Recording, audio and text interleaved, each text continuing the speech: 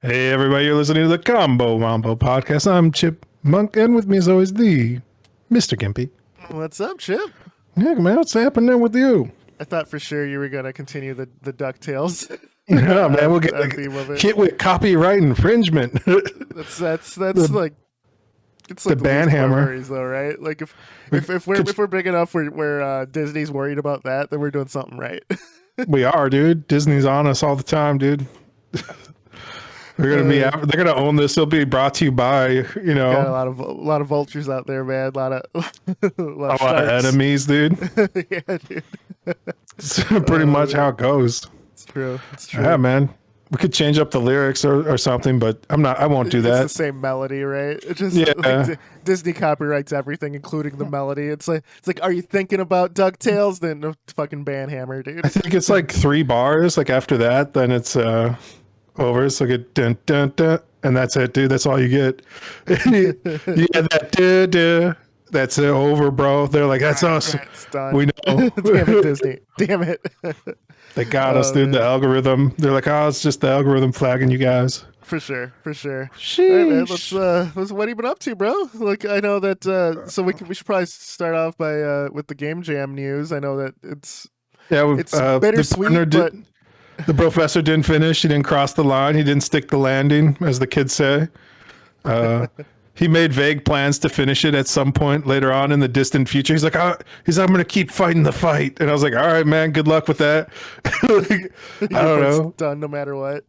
Well, yeah, my part's done. I finished my shit weeks ago, dude. I'm happy with everything. Got me into Trench Broom. So, you know, all roads converge. You know, it changed up the algorithm on YouTube just enough where it was like, hey, I see you're using a plugin for Godot. Maybe you want to use this other plugin for Godot for your building Quake maps. And I was like, what the heck is this? And it's like, you could be using Trench Broom. And I was like, what the heck is Trench Broom? And then that got me to my latest game endeavor that I've been working on this last month, which is getting those VR missions working. So yeah. So you just finished another build of the VR missions. I was actually thinking this Wednesday to do a VR stream for myself, and I was gonna play the VR missions on stream. Go for it, dude. I just added copyright-free music in there. Dope. Even if you didn't, I don't give a shit. I did like a bigger playlist of like stuff. I went with somebody who was ripping off John Carpenter. So I feel like it came full circle. Because I know that was like one of Hideo Kojima's main inspirations was like Snake Plissken. Yeah, Escape from New York. Yeah. And then I was like, you know what fit perfect with this is you know, some John Carpenter music. So I found somebody who was ripping off John Carpenter again. And so I felt like I think the playlist is called like 2.5 hours of John Carpenter, like, you know, copyright free music or whatever. And so I went through there and I picked like some music that fit. I just like went through because they had like all the songs, you know, bookmarked off, and I was like, all right, what fits? What sounds good? Right. I assume there was a Halloween-esque one that you had to like filter out. Yeah. No, I mean, there's a couple. I got like the best. I feel the best for like a more action-oriented type of stealth game. Gets the heart going. For John Carpenter stuff, have you seen Ghosts of Mars? Yeah, with Ice Cube. Yeah. Ice Cube. One time I saw it in theaters, dude. Damn, love that. So that movie gets shit on, right? But that's one of my favorite John Carpenter movies ever, dude. It's basically Evil Dead in space with fucking, you know, it's like Ice Cube versus zombie Slipknot. It's wonderful. I absolutely love it. And the soundtrack was a heavy metal soundtrack made by him. That was fucking amazing.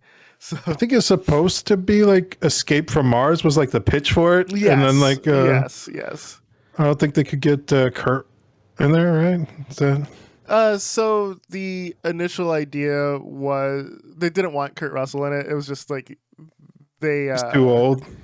You know, he wasn't that he was too old because that movie came out in like 2000, but they just wanted the same like vibe for it. The feel, you know? Yeah. And then when he got the self-mutilation stuff and the Evil Dead camera for it. I think he just kind of was all like, how can we make this a little different? So hence Yeah. Natasha Henstridge having a female protagonist, things like that. So um, came off a bit more campy than I think he wanted. But John Carpenter's stuff is always a little campy, a little like closed off. He's never had like a giant ass budget, right? Like even with Yeah. the success of Halloween and stuff, like his budget's never really ballooned over He's the guy you give much. 10 to 20 million dollars to, and he gets you Right. 100 million at the box office. 100%. 100%. You know, Yeah.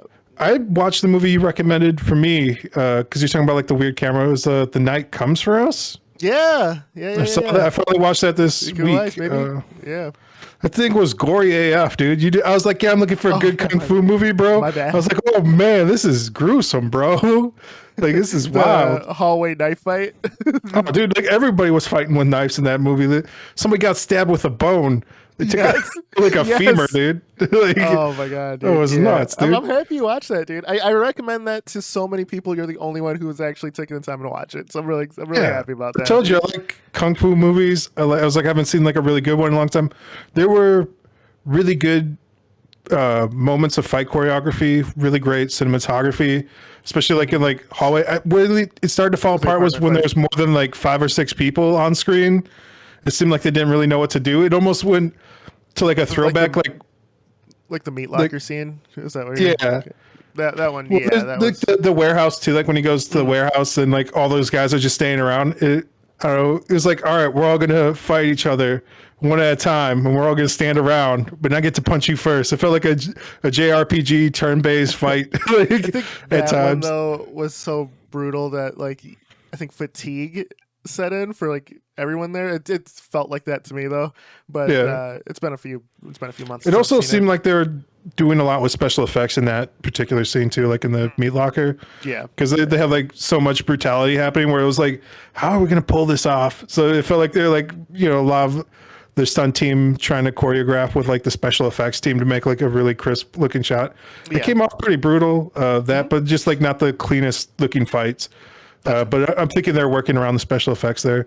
yeah. So the It goes into the warehouse, man. yeah, Where they mounted like the camera to the back of the guy's head, dude, and there's like gives you like a third person perspective. Like, oh, dude, you're talking about camera work, dude. I was like, it did nothing like that happens anywhere else in the movie. At first, I'm like, what is this? Yeah. Just really try something different here, dude. Yep. So that movie is always when people are like, Netflix movies fucking suck. I always go, Night Comes for Us. It's like really fucking good. And the star of that actually was the new Sub-Zero in Mortal Kombat. Oh, Yeah. So This new full Sub-Zero, circle. then, Eco Ice was the Punch. secondary is the second protagonist who also had was it the Wu Assassins and yeah, man, like I said, Netflix low key loves martial art movies, and they have gems like scattered throughout it, dude. Like not bad at all. Not bad at all.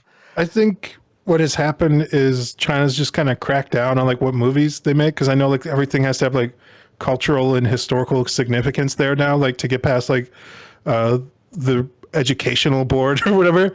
So it's like when you have people. Indonesian. Yeah, that's what I'm saying. Like that's why we haven't had good kung fu movies though. Like because China was the main. Yeah, they're the main exporter of dope ass OG kung fu movies, and I think they just kind of cut down on like what they allow people to do over there now with because I know they've like switched over to like more like Tai Chi style stuff, and it's become ridiculous. It's become a little reckless with their kung fu movies, dude. They're not out there making it happen. So yeah, man. Yep. It's good. It's good stuff, man. It's I think just keep it on topic for movies for 1 second here. With China kind of going for more culturally significant movies, it led to the rise of other nations trying out like traditional martial arts movies. Yes, you don't have like the Chinese culture embedded in it, which you're used to. But seeing like Indonesian movies come to the forefront, Indonesian stars, Thai stars, Japanese stars, who usually would go like mafia route or just like anime was like what their main thing of exporting like a kung fu or traditional martial arts style movie, but having a different it definitely has a different feel, right, than like the classic styles or whatever. Like I'm a sucker for like the classic, like tiger, crane, all that like style and stuff. But and I love like the Q and all that stuff where that era.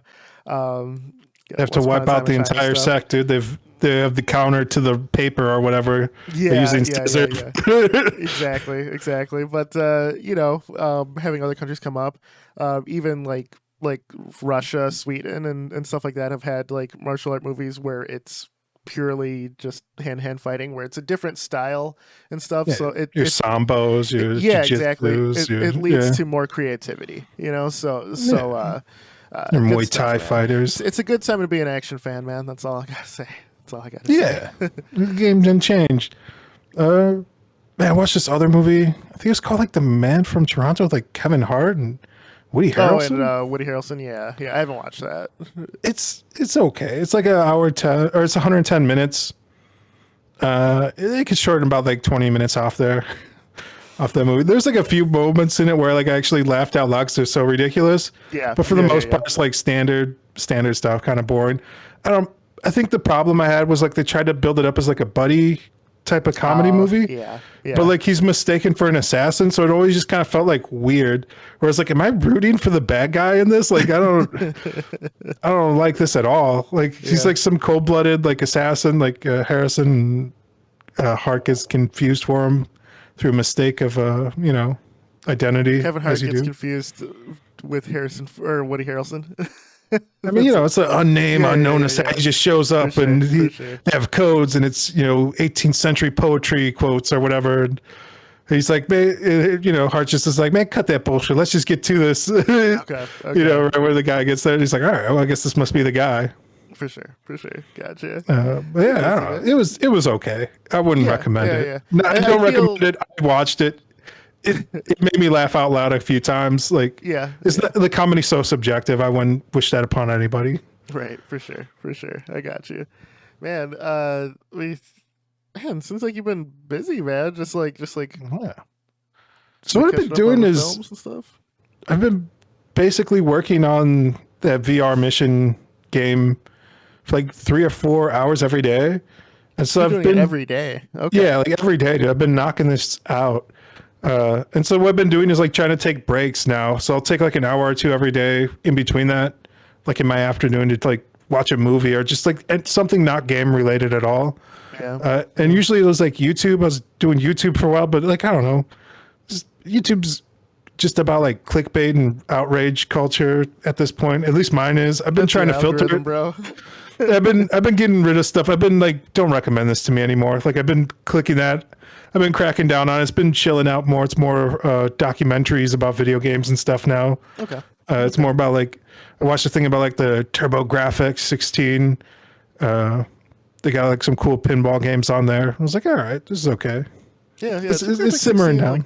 Like, Bonk's Adventure, Castlevania, all that stuff. Good stuff. Because there's one like called like Dragon something.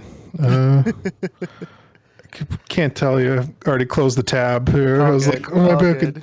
There's like 3 games, and 2 of them came out for the Turbo.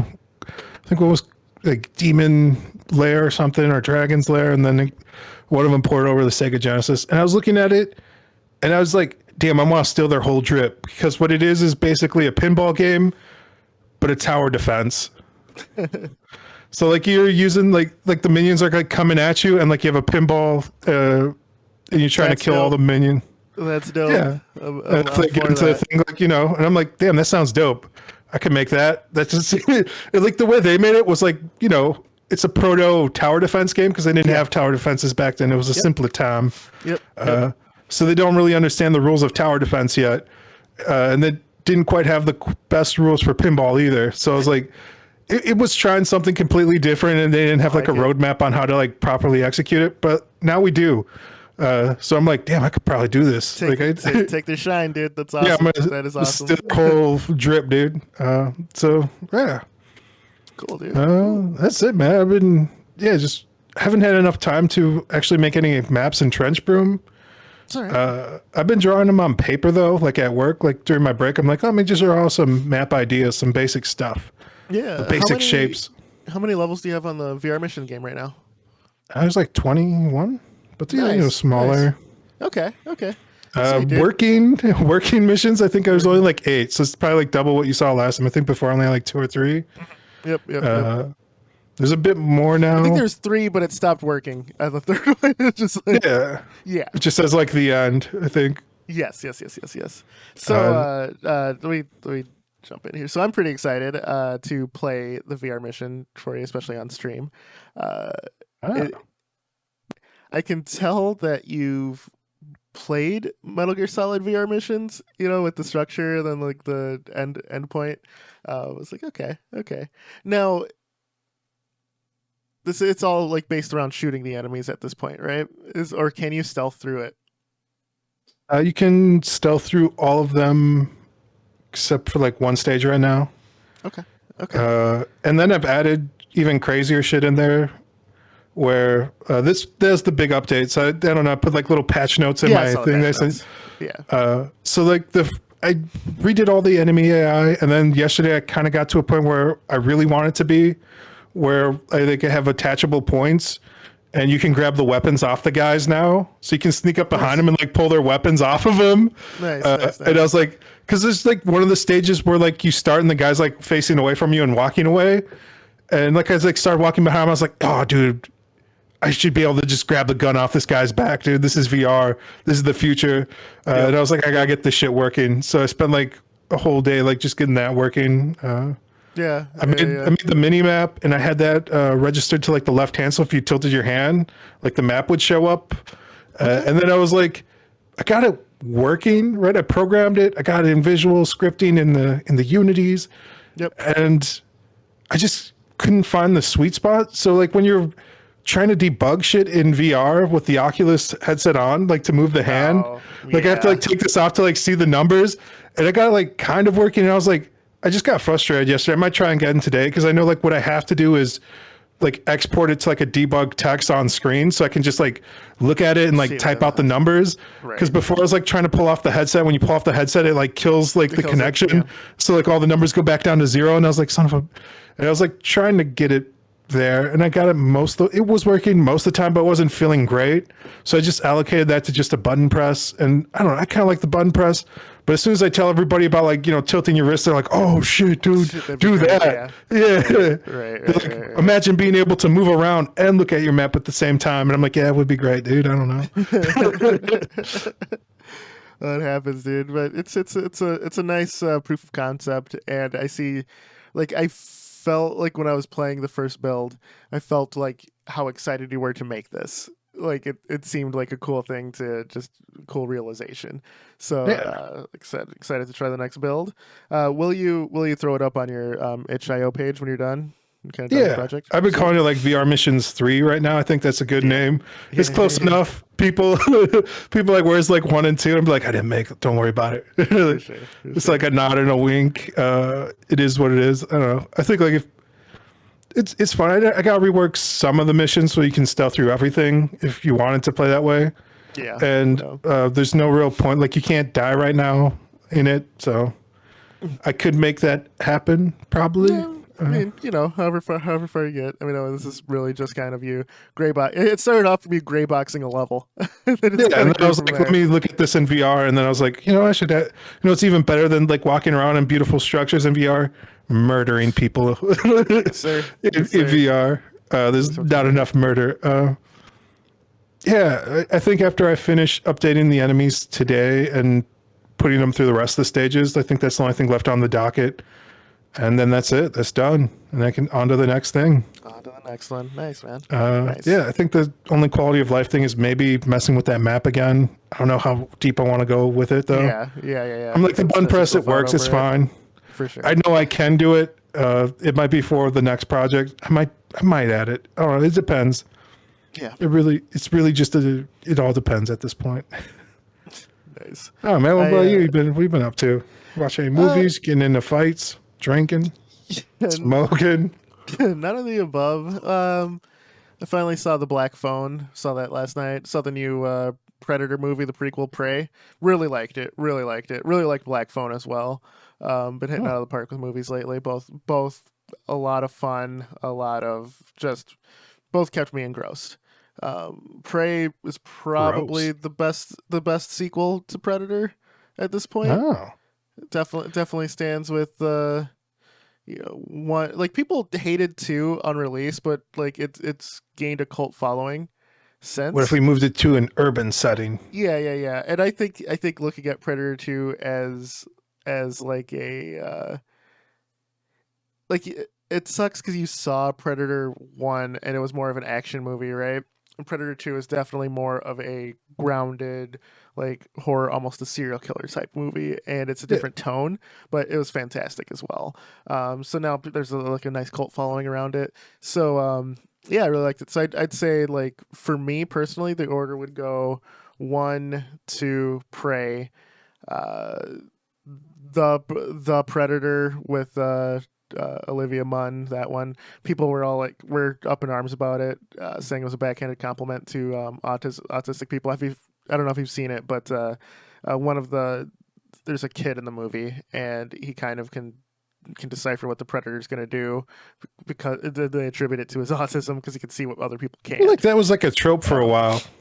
There's a weird trope, right, for it. Yeah, there's like another movie smart where autistic kids. yeah, there's another movie where, like, I think there was like Elon like Musk eating some shit, and the autistic kids were like immune to whatever was happening. It's like the radio waves or some shit. I can't remember what movie it was, but yeah, it obviously wasn't that good because it didn't stick. But you know, yeah, it was. That was a weird I trope. felt like there was a trope, and then people were like, "Yo, man, this is a real thing, guys. Like, stop it. Like, you're making autistic people seem like geniuses. Right. Chill out."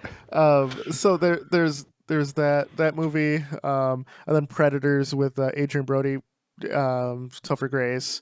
Yeah, I saw that one. I feel that one is probably the worst of the sequels to me, because I don't like Adrian Brody as an action star.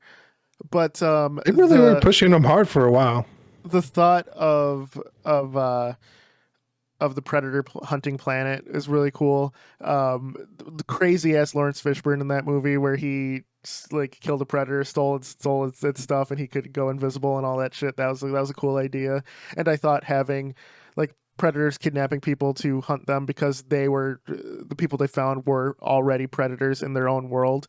Like, they were like the worst of the worst people. That it seems like such an extra step, though, bro. Like, how do you even find those people if you're like an alien? Like, so do they hack the computers? And I feel they have to have been stalking them for a while, you know. So I thought it was an interesting idea for it.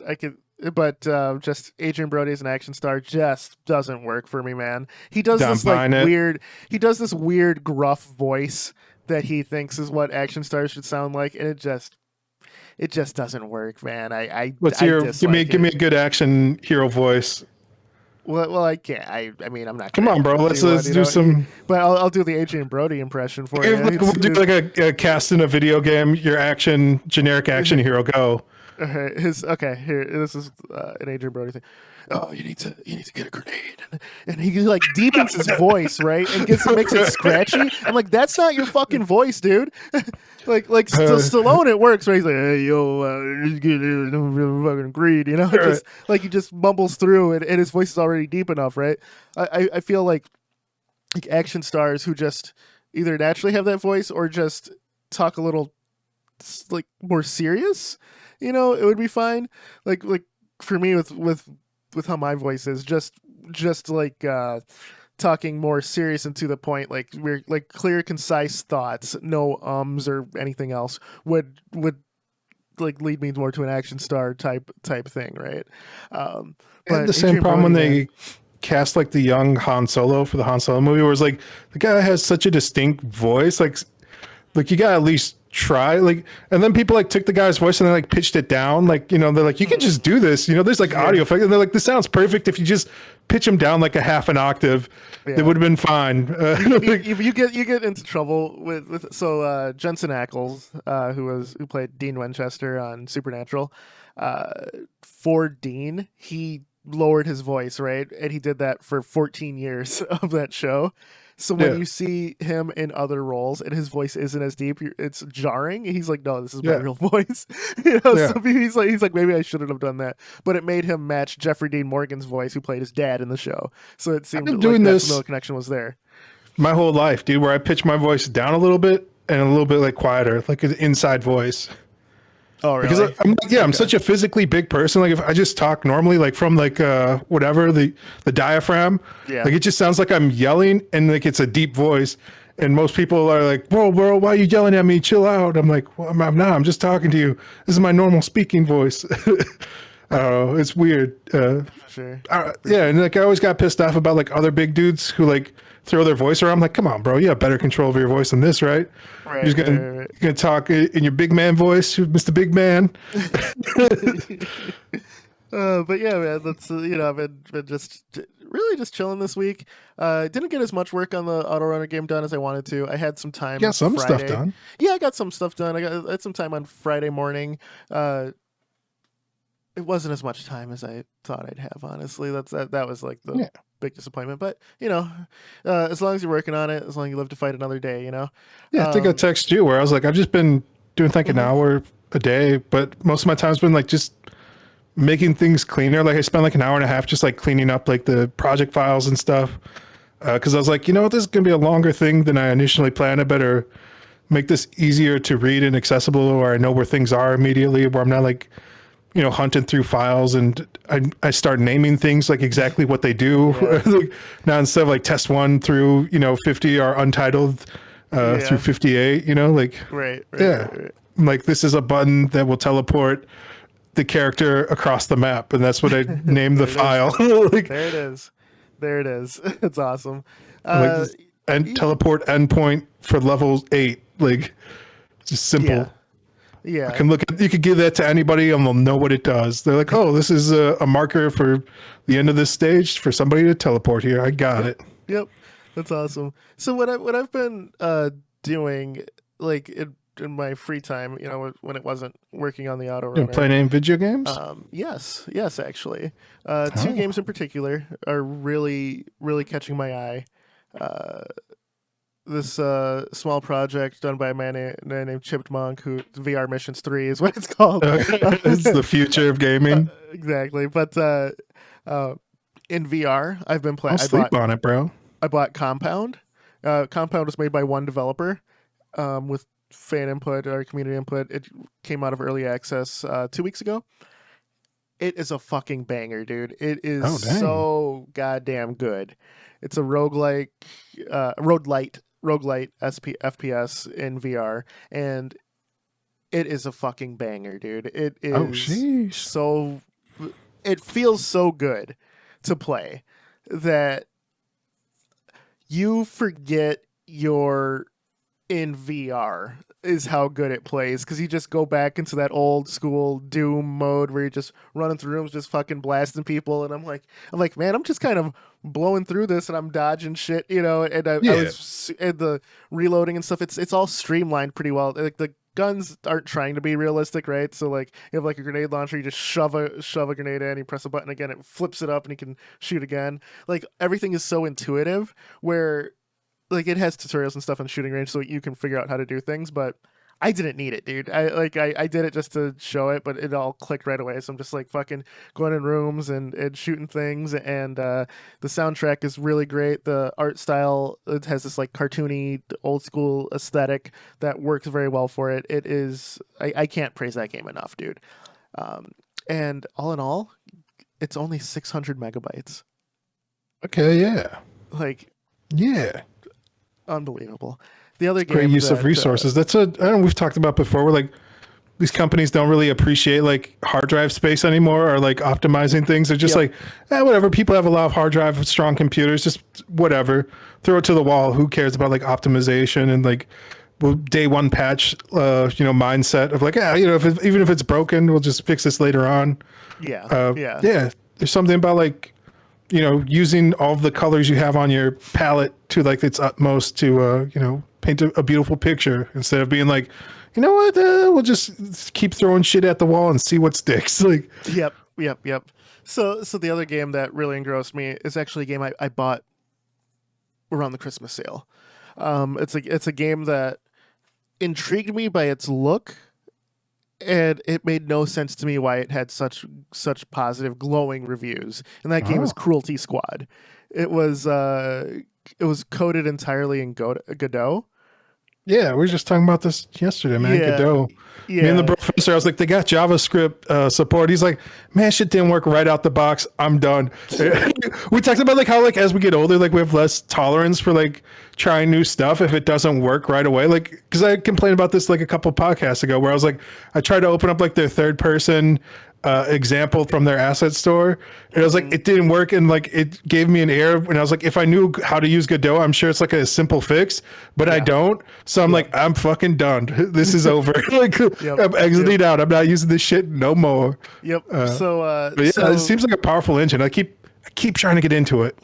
So Sonic Colors Ultimate was actually coded in Godot. Okay. A full retail release, but Sega's still a AAA developer, I'd say. So Cruelty Squad is Deus Ex. And Whoa! Did you say Sega's a AAA developer, dude? Yeah. 100%. I don't know about that, bro. I downgrade them to like a AA. Okay. I don't think they have like any $120 million games they're putting together. Dude. Don't knock it. I feel like Yakuza is funded by the Yakuza, bro. No. Like, the game, have you played any of the Yakuza games? No, I own them. I literally, at the time of this podcast, I just got Like a Dragon to complete the entire collection. I own every single one now. So you haven't played it? You just have them on your wall. I played the first one. Them, but they're all so long where I'm just like, yeah, dude. They're all connected, so. I tried to play, I think, Like a Dragon, because I played the first one back in the day on the PlayStation 2. I liked that. It was a great game. And then, like there's issues with like 2 and shit I think didn't really come out to the US right away. Also, there's shit. But I tried getting back into it. I was like, let me play the newest one. There was like 3 hours of cutscenes before I could fucking play the game, dude. I'm not kidding you. Sure, I am not, no joke. Where like it just brings you like cutscene to cutscene. I'm like, bro, can I play the fucking game at any point? Well, like, and Like a Dragon was completely different because they went with turn-based combat versus anything else. So it's not like any of the others. Yeah. So I mean, JRPGs are not known for long dialogue and lengthy cutscenes at all. Right. So, well, I mean, the Yakuza series, it's its own thing. It leans heavily into it, and I don't know. I'd rather watch like a good triad movie at that point. If I'm sitting here and I have no control really over what's going on, like it's a very linear story. And it's a great world with interesting characters. Like I really enjoyed the first one, and I know they really build that world. And like if you go from like the first game to the last game, you can see the entire city literally changing from like a gritty like 80s, downtrodden like booming economy in the 90s to like now everything's like he moved away. I think at one point to like the countryside, so everything just chills out again. Okay. But yeah, I don't know, man. The game, it's a game. Barely. It's a more of a visual story now. I had the same problem with Final Fantasy VII, the remake, where all the girls in there always strike poses when they're talking to you. Very uncomfortable, very off-putting. It was like they all were like J-pop idols, dude, where they're always like giving you like a peace sign and like hitting a pose. Like everything was like super kawaii. And all I could think of in the back of my head was like, there's like a 50-year-old man animating this shit, dude. Like, this is gross, dude. I don't know. Like too much, dude. And it just like took out of the story too, like the storytelling elements. Where like, yeah, man, we just really blew up a building and murdered a bunch of people, and everyone's like, LOL, that JK, I don't think we should be doing this. And it's like, I mean, it's kind of late now, isn't it? Like to be having second thoughts and all this. Right. Well, Avalanche is a terrorist organization. I know, dude. Like, it's crazy. They're They're like, nah, bro. We're about saving the world by blowing up, by blowing up the nuclear reactors, dude. But yeah, I don't think you guys thought this through. Cruelty Squad. I don't know if you've seen it, but it's called, like the description goes, it's an immersive sim in a garbage world. The game is intentionally off-putting as hell. The music sounds horrible to your ears. The visuals, it's like your eyes are melting trying to look at something. The graphics made a game for people not to play, dude. Exactly, and it is so good. It is so good, dude. So I tried it. I tried it back in. Hot take on this shit, dude. I'm not playing this. This sounds. I tried it back in January. So I bought it for the Christmas sale. I played it for about a half hour in January, and I didn't get it. I'm like, okay. I was like, so it's just a meme game where people are all like, oh, it's great, and so I read it. Sounds like a meme, bro. And then with the Steam Deck, right? I was looking for something to play. I was going through my catalog, and Cruelty Squad came up. I was like, and it still had very high reviews and stuff, and I'm like, okay, we're gonna give this game a try again. And I did 3 missions, and then I realized I really kind of got into what the world it was presenting me. I got into like the gameplay loop. It's like Hitman. It's like Hitman and Deus Ex had a baby, and the developer, you can break his world, and you can feel smart for like assassinating this target in a way that you think the developers didn't let you, but they leave it so open where you can break the game as many times as you want for however you want, and that's you, and that's correct. Whatever you do in that game is right. And then like the game's story is so it gets you once you really get into it. It's like death isn't a big deal anymore, because you can just, in that world, you can just grow yourself again. You're just in debt to a large corporation. Large corporations run the world. Your organs are worth more than your life. Organs get sold in the stock market. Accurate. For executives. Like one of the targets you have to kill is an environmentalist, because he just wants to save the planet, and we can't have that in a big corporate world, dude. Dude. It's not good for the bottom line, for the profits. It is so in your face with its horribleness that you just can't stop playing, dude. So I could say sounds weird. I will recommend. Is it the Dark Souls of gaming? Anyone? No. I'd say it's more cyberpunk than any other game I've played in like the past 15 years. It definitely feels like game ever. It definitely feels like, in a weird twist of fate, the corporatization of video games have like softened those edges of the cyberpunk world, of like how awful the mega corporations are supposed to be in like a cyberpunk world, where it's like there's a reason, like there's literally like what's supposed, like I think in like Cyberpunk 2077, like it's supposed to be like acid rain. There's supposed to be like no real food. Everyone's like living in poverty. Like everybody's like sleeping like everywhere. It's supposed to have like that dirty, gritty feel to it, like the Yakuza, the first Yakuza game, like the 1980s feel of like everybody's kind of shitty in this place, and like you don't really feel like the bad guy, you just feel like a guy in the world, just trying to make it happen. Whereas like all the newer ones like Deus Ex was like, you're a cop now, or are you? I don't know. Well, you worked for the agency in Deus Ex, and when JC Denton, like your the agency kind of betrayed you, and you were going against it. So I mean, I mean they killed him and they made a clone of him, but I never really implicitly told you that. Like if you like go in there and like you open up like one of the safes in one of the missions, like you find like a dead body in there, and that's you. Dude, Deus Ex is so good. It's such a good game. God damn it! It's Illuminati, bro. But the thing that I've been playing lately and really enjoying have all been single developer games. Even including your game, you're one man working on this. Oh, damn. So I wanted to take this pod and whatever time we have left, man, to just really, really shout out the single devs who get shit done. I was playing League of Legends this week, bro. Shout out to League, dude. I booted that shit up. So the boys were on, and I was like, okay. let me play some. And we got It's in been like a 3 minute, man. I've actually wanted to Yeah, dude, I haven't played it in a while. I did Blitzcrank, and I was snatching the fuck out of everyone. I was like, bro, you're so good at grabbing people. I'm like, I know, dude. That was it. We won our games, and then they all left. And I was like, damn. So I played a couple of ARAM by myself, and that was it. Nice. So I'm looking at it, man, and I didn't realize when I was doing this, and it's subconscious, or maybe it just happens to be in line with what I want to play. But you know, I played Undertale, made by one guy, Axiom Verge, made by one guy, Thomas Was Alone, made by one guy. You know, Cave Story. It kind of had the opposite thesis of the last game you're talking about, with where he wanted like games to be like cute and fun. He's like, nobody's making cute, fun games anymore, man. Everything's so gritty. Everything's so down, dude. I mean, just man. Everything should look kawaii, dude. But I will say, like, playing you should get a job at Square Enix, bro. Playing these games and enjoying them, but also working on my own game, I will say, gives me so much motivation, dude. Because I know that, you know, there's sometimes when you're a solo dev where it's just you're in your office or whatever you're doing. It's quiet. There's just you and your minis. You and your thoughts, right? They're plotting against you. Sometimes you know, just get, I don't want to say bored, but disenchanted with the whole process, right?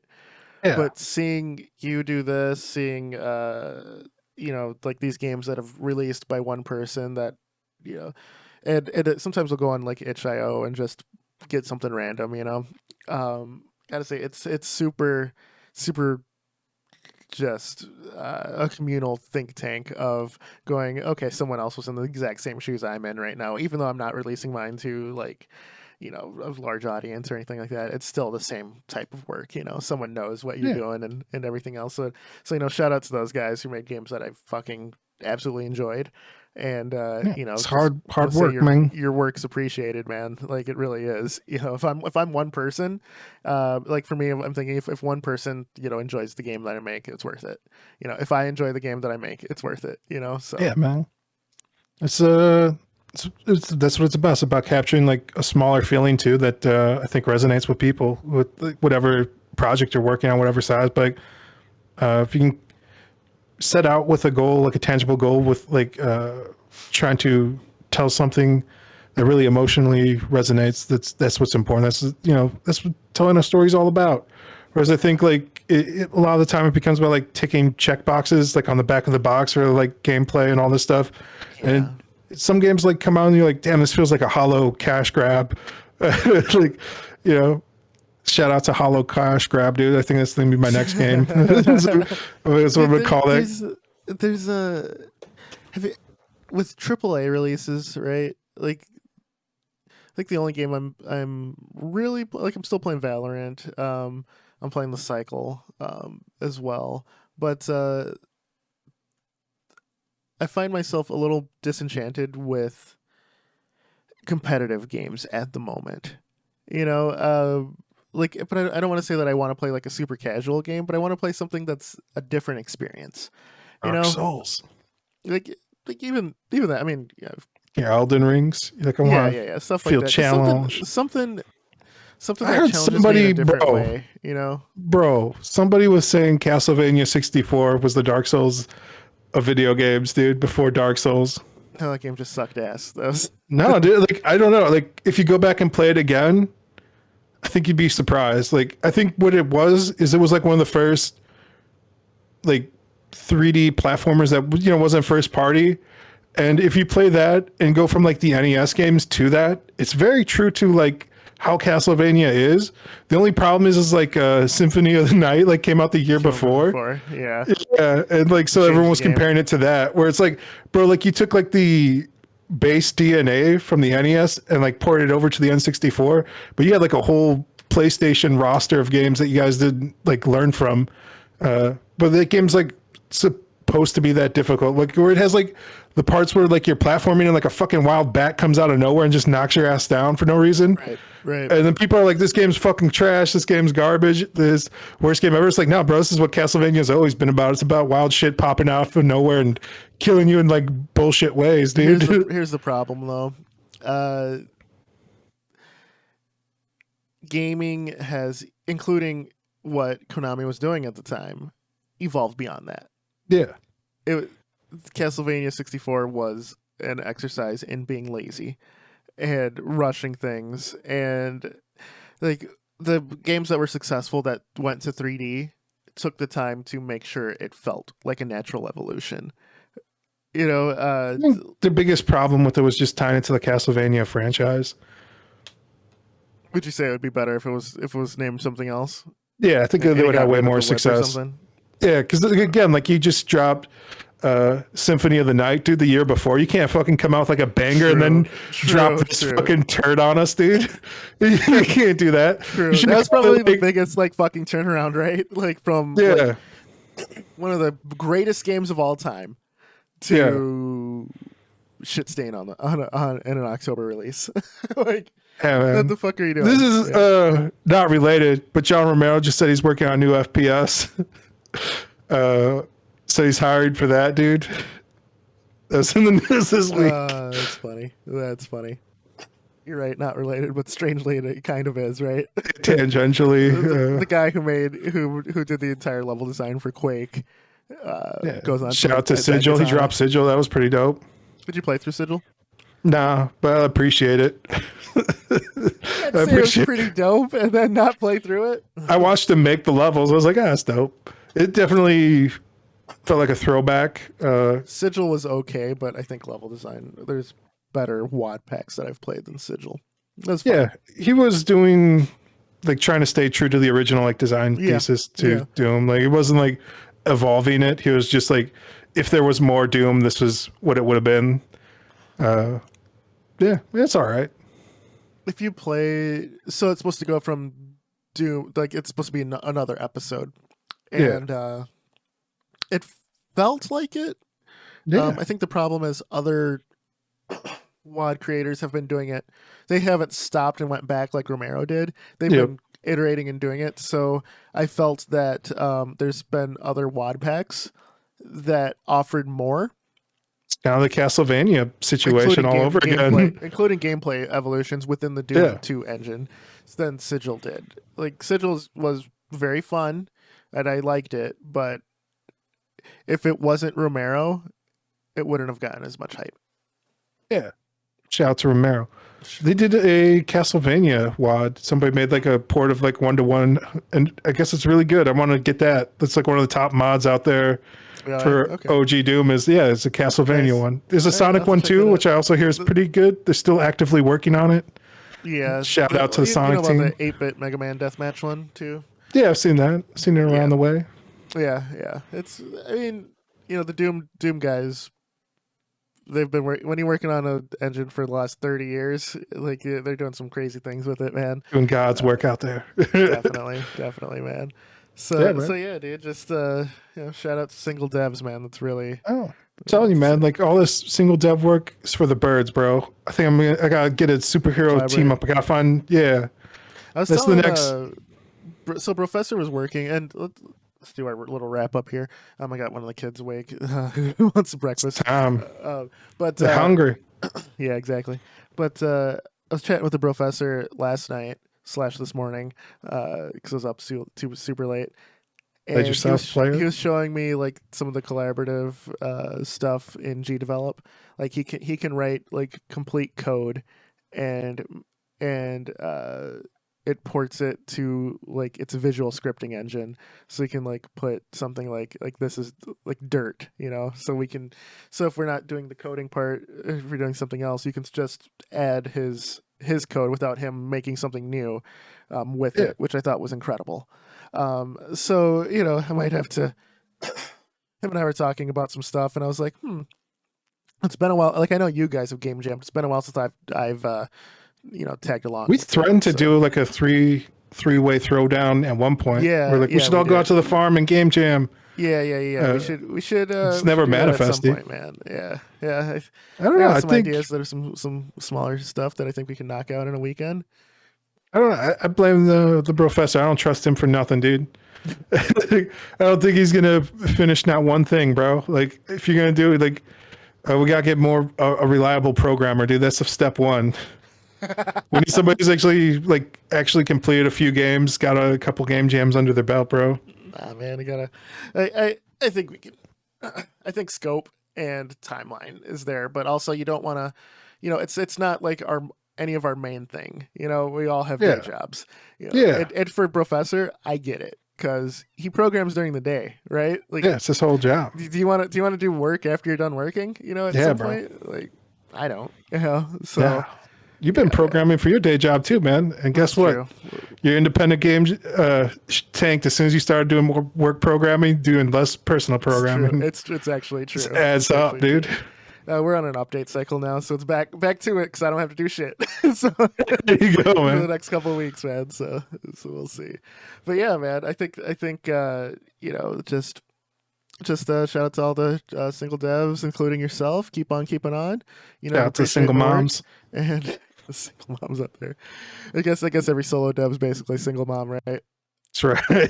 play the Reba show's theme song, about a single mom who works too hard, loves her kids, and never stops. Oh, man, chill. Warner Bros. Gonna get us, dude. WME just straight suing us now. All right, bro, I think on that note, man, I think we're gonna end it here. Like, share, subscribe. My daughter has a plate. She's going like this. Pointing to the plate. Time. So, yeah, right. She knows. We'll make her some food. But yeah, dude. I'm gonna play your build in a bit. I'll shoot you a text. And yeah, let me know if it works. There, like, share, subscribe. Appreciate you all there. Any solo devs that are listening. Appreciate you guys. Take care, everybody. Yeah, bitch. We out. Peace. That's how we end it.